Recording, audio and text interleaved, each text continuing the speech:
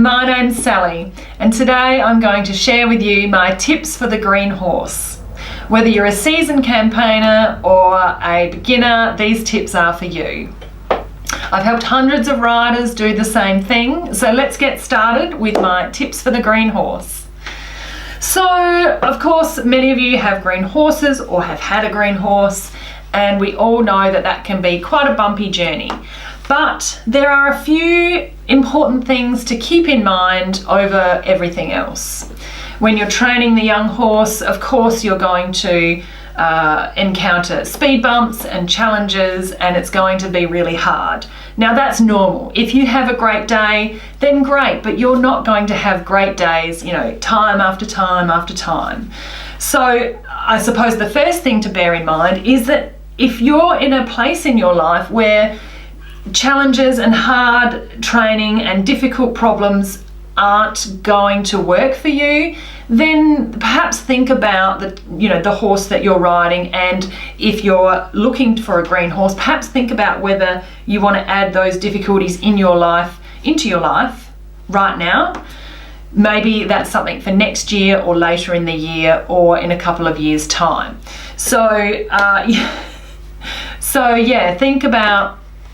Think about whether you're in a position to take on those challenges. Don't think of it as a beautiful horse, I love it, it's wonderful.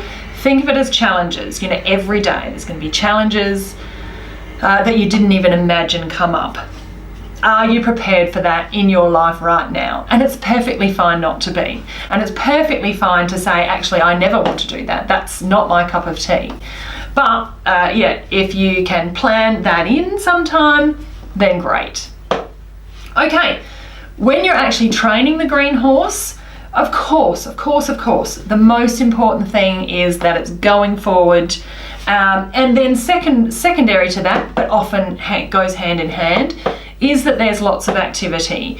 You want the hind legs working, you want the back working, and you want to start to get a bit of swing. It will all start to come together, but again, it's not going to happen straight away or overnight. But the going forward is so important, because that's what's going to keep you out of trouble. A young horse that's not going forward, is shuffly, is held in too tight, is just you're never going to train properly with those things. So they, of course, are the most important things to overcome. Make sure the horse is going forward and going forward freely as well. And things to think about with the going forward is your rider position. Are you in a position that is shutting the horse down? Or are you in a position that is allowing the horse to be free, to work freely, and come through from behind? So think about your position and what you're doing. Think about, again, with position, the body should be strong, the arms and legs shouldn't be doing too much. If your arms and legs are working harder than your body, then that's something to think about and work on in your own training. Okay, so going forward and activity is the number one priority. After that, you want the horse listening to your aids. So, do you have a rein aid on each side? Do you have varying degrees, varying intensities of your rein aid on each side? You want to have the same thing with your seat. Do you have a seat aid either side? If you put your seat on, does the horse allow your seat in on each side? Or, is the horse on one side, does the horse continually try to push you out of position? If you are the rider that is getting pushed out of position, then that's something to address. Just like a rein aid, if you put a rein aid on and the horse threw its head, that wouldn't be acceptable, would it?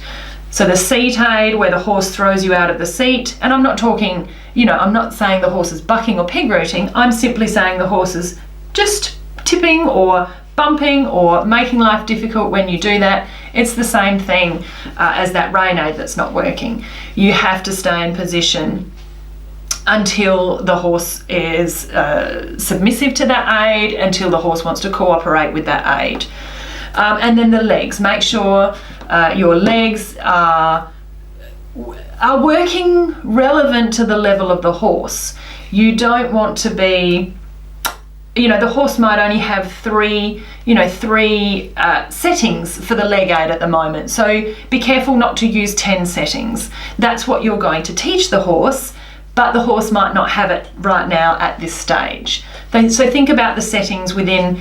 The other thing to think about is that the green horse is inexperienced. So that when they when they find the challenge with you, how you tackle that is going to either build the relationship you have with them or break it down. So think about which side of that coin you want to be on. Of course, you're going to be running into challenges, but if you want the horse to stay with you and if you want to build that relationship, then use your aids and use the tools that you have in a way that is going to continue to foster that good relationship. So you don't want to think about not fighting with the horse. If you've got a resistance, it's your job to stay in that position or keep that aid on until the horse softens and does what you want. And so the better you do your job, the faster or the quicker the horse is going to let that resistance go and come to the party for you. So yeah, really avoid fighting the horse, and of course don't punish the horse. How is the horse going to know any better? Make sure you are doing the best job you can. Make sure your body is working for you. Make sure that you are nice and even as a rider. Is your right arm stronger than your left? Then you need to be aware of that when you use your right rein compared with your left. Is your right seat stronger than your left? Same thing. So, and also be aware of how long you put the aids on for. Are you using an aid for too long and making the horse dull, or should you use that aid shorter and quicker and give the horse an opportunity to respond and then repeat? You don't just want to leave a heavy aid on forever because the horse is not going to, there's no need for the horse to respond because that aid's not going away. Make sure your pressure release is really, really spot on. And even if you film yourself, if you count in your head, find a way where you can monitor yourself and how you're riding and how your aids are going for that horse. And of course, don't forget that riding different horses occasionally is a really good way to kind of reset you as a rider, reset yourself, so that when you go back to your green horse, you will be able to take, your body will be a little bit more responsive and you might be able to see where you could do a better job. Okay, so just a quick recap going forward with the young horse with lots of activity. That's the number one important thing to do. You want the young horse listening to your aids. So leave your aids on until they listen, until they respond. And of course, don't fight the young horse. It's your job. You have to do that job really well. You have to be excellent at that job. And that's when the horse is going to come to the party and do the work for you. The horse isn't going to do more work than you are. So don't forget that that's a bit of a reflection coming back to you as well. Okay, if you have found these tips useful, hit the like button. If you think they might be useful for someone else, don't forget to share. And of course, if you subscribe, then you're never going to miss a video.